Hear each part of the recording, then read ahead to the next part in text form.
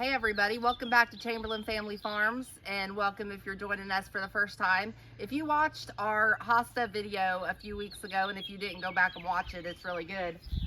We had taken the back of this Hosta, we had dug it up, and we had separated a lot of the clippings into separate pots. Well, as you can see, this one, like I said, it wasn't going to have any problems. It's already filled back in again. And like I said, it's only been a few weeks. And you can see the ones that we have in pots. They're doing pretty good. And we're going to go ahead and transplant some of them. All right, so like I said, we're going to go ahead and transplant some of these hostas that we took from the other side. And I prepared an area over here in front of the house.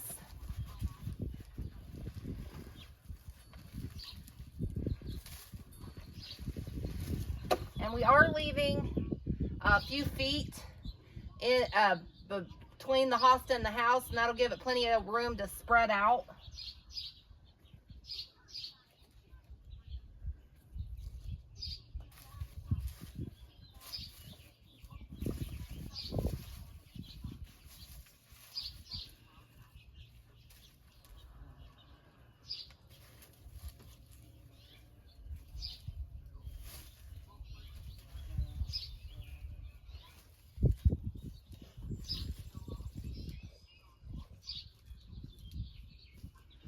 All right, so we'll go ahead and do a few more.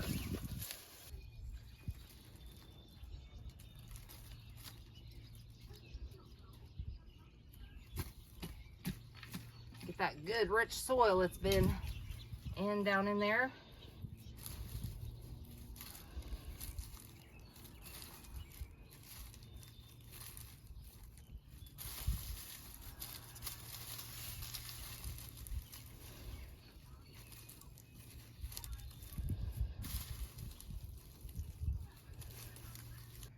So this one, you can see it has several of them in there. So we're going to see what we have. And I may repot some of them and put them in smaller pots to sell. One of them fell out. That still looks really nice. There's one.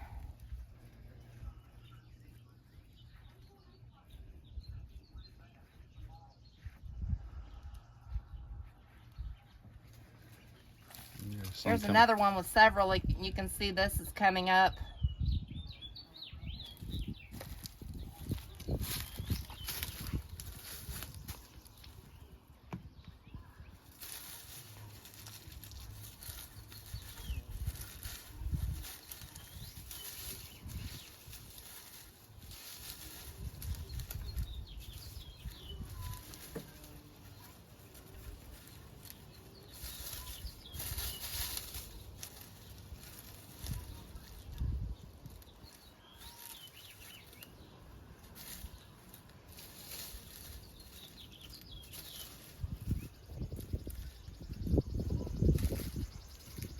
All right, so how many more do we have? There's one.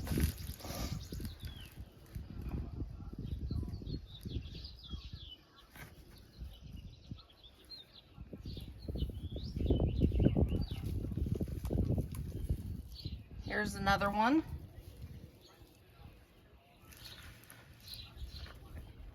And then we have this big one that has several. Clip some leaves off that one. Yeah, we'll come back through and clip some of these dry leaves off.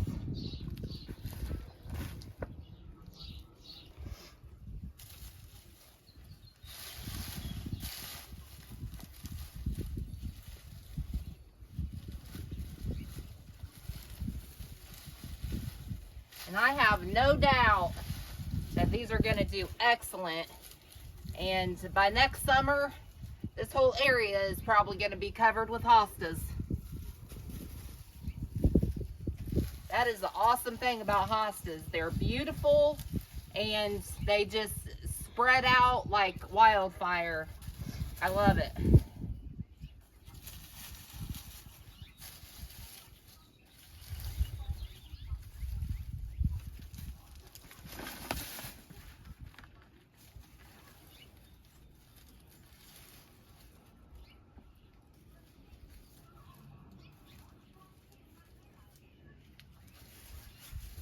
All right, so we have 4 transplanted, and they have multiples on each one. And like I said, these 4, they're probably going to turn into 15 by next summer. Hey everybody, do you like my new mosquito hat for my beekeeping? Kim got this for me because if you know, I have a hole in my suit hat. So until I get a new one, we're going to try this out. So I got a lot of criticism for my beekeeping ability, but you know what? I don't really care. I'm having a great time. I love my bees. They're mine, something that I can call my own. I'm really enjoying it. And for all the haters, so we're gonna come out here and check on them since I put the other couple of boxes on and see how they're doing. They look pretty active right now. So I do have my full gear on and this little mosquito hood. So we'll see how it goes. You can see they're happy little boogers. I tell you what, I'm really enjoying this though. Who would have thought you would enjoy bees so much? All right, so I didn't have any activity in the top box, which this is a 3-tier I have. So I took that one off to look, and there was some bees inside the second box, but they're not really doing anything. They're down in there. So I'm gonna see how the bottom box is doing. So I guess there's a difference between the pollen and the honey. You can see down in there, and I don't know what the difference is really right now without, I guess, tasting it, and I really want to do that. But you can see that they're eating that. It might be the pollen.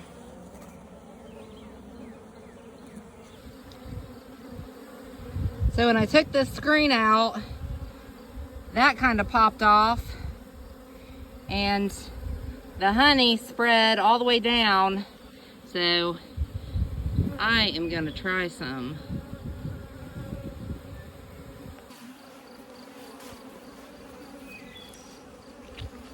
Oh, that is so good, guys. Oh man, that is so good. Well, I want to update you on my little science project where I took 3 different kinds of dirt, planted the same kind of tomatoes and all.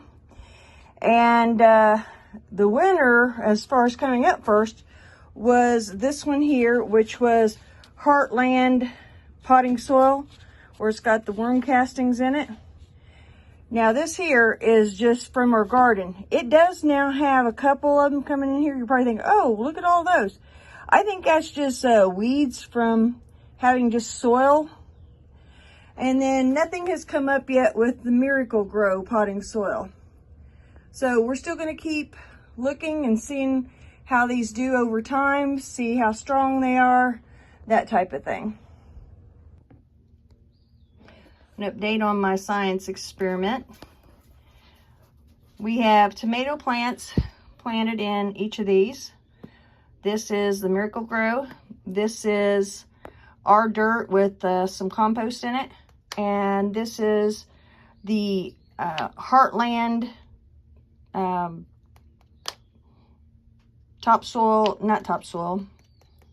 plant soil with the worm castings in it. So as we look at these, we've got some growing in all of them. This one is going to have some weeds just because we took the soil from the ground out there, and you know, over time soil just gets everything in them. So as I'm looking at these, probably this one here had the most that have come up, although this one still has some popping up. But when I look at the plants, this one with the worm castings actually has the strongest looking plants. And it's even got a bit of a greener color than the others. The Miracle Grow is actually growing the least amount of height on these. So if you can see, they're all getting the same amount of water and sunlight. So I thought it was kind of interesting that how they've done, because at first I thought, well, this one's not going to do as well. This one was doing really well. But I guess maybe the worm castings are making some difference. Plus, I think they have some other things in there.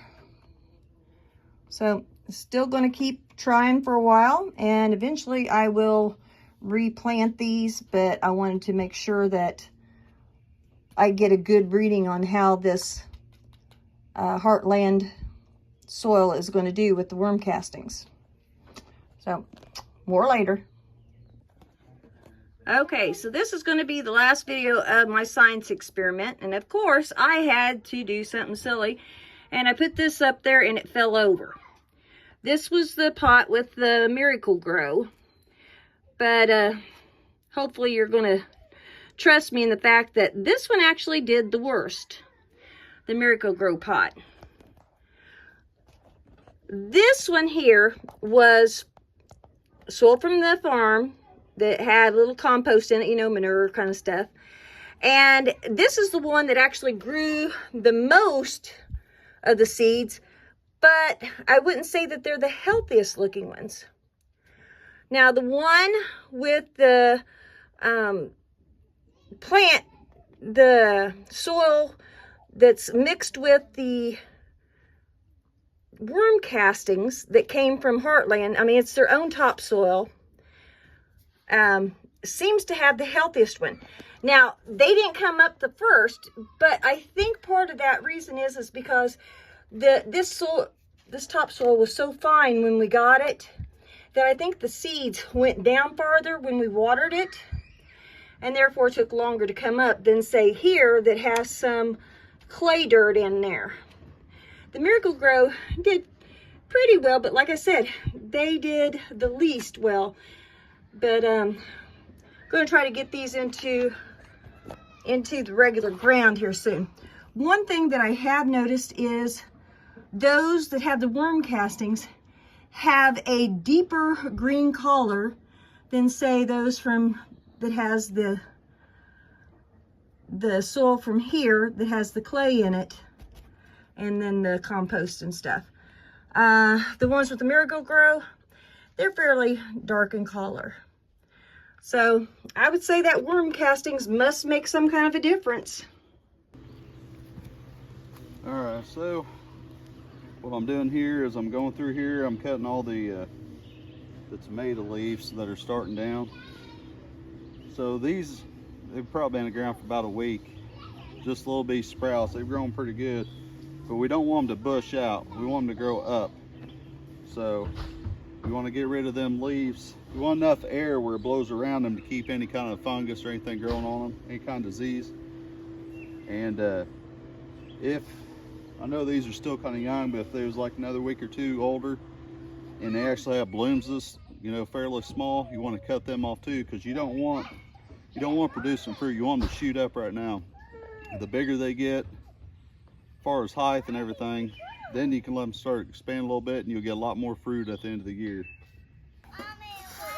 So you got here, you got, looks like two different plants, which they are two different plants, but they got the same root system. So what we're gonna do is we're gonna keep the bigger one. We're gonna cut this one down about to the ground. Whoop. And since it's so early in the year, what we're gonna do is we're gonna transplant these. So you kind of see where I cut them. So what we'll do is we'll bury this whole thing in the ground. And I don't know if you can see very well, but you can see all these little hairs. This will actually turn into roots. So we'll bury it all the way up to here, and all this will turn into a root system. You'll have to water for 3 or 4 days, but the roots should start and they should be good to go. And we can either sell these or retransplant them somewhere. All right, so Jen, she's pot some of these. And this stem here is probably about 4 or 5 inches. But it's got them little hairs all the way up it. So like I said earlier, them hairs will actually turn into roots. So we'll get all these potted, get them marked, get them watered, put them out towards the sun. And hopefully we can either resell these or we can transplant them somewhere else. Like I said, it's early in the season, so they got a long ways to grow. So Hello, got me in my fancy new gardening hat. Trying not to let so much sun hit me. Today we're going to take advantage of some soil that is up closer to our house, where we used to have a swimming pool until a couple years ago. When you put down a big swimming pool, you have to put down a lot of sand. So I had Phil come and till this so he could actually put a little bit of dirt in with the sand. So why I want that is Jackson County is just one county over, and we're almost, connected right here where we're at to Jackson County. And their soil is a sandier soil, and they are able to grow the most delicious watermelons there. But they have that sandier soil. Here in the county we're in, we got a little bit more of the hills and things like that, and a little bit more of the clay soil. So I'm hoping, since we've got all this sand here, and mixing it in with a little bit of the soil, that we'll be able to grow some watermelons. Now here's the patch of soil that I'm talking about right here. Up here, I have I have tomatoes growing up there. And we have a wood pile over here and things like that. The only problem I foresee right here with this sandy soil is this type of thing. The kids have taken advantage over the years of, last 2 years anyway, of using the sand as kind of a big sandbox, and at times they're over here playing. So what I'm gonna have to do is put a little bit of a fence up just to kind of remind the kids, hey, this is not where you're supposed to be playing. Okay, got some more signs put up, I make these. Brent cut some off for me, and then I put some paint on it, some acrylic paint, and I put some of the things that we're planting. And then Phil, he cut down an old crib, got the spindles and attached them, and we're going to be putting these into our garden and marking some of the different things. But that's just a little something extra we're doing this year. I think it makes it look nice. We've got some already in our garden, and people have no doubt what they are because it's telling you.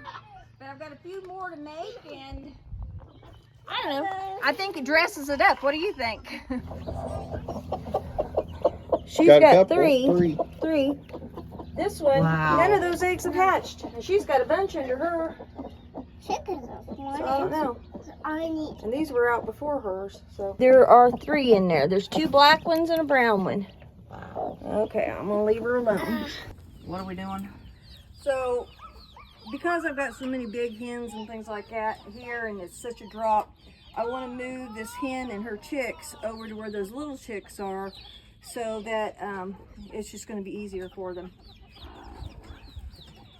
So I'm going to get the mama.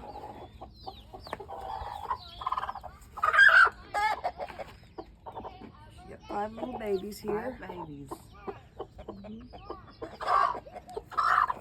Your babies, it's all right. And then I'll put the leftover ones in with that other hen in a moment. This way. All right. Watch out, kids. Watch out, kids.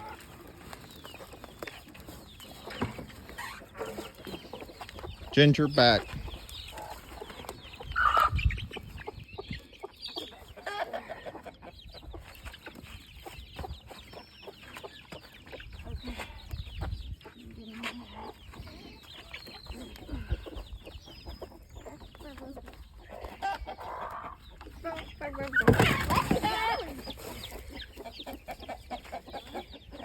Hopefully this will work.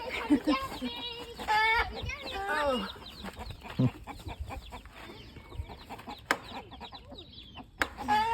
We hope you enjoyed watching Chamberlain Family Farms. You can contact us at chamberlainff@gmail.com. You can also check us out on Facebook, Chamberlain Family Farms. We hope you enjoyed. Please like and subscribe.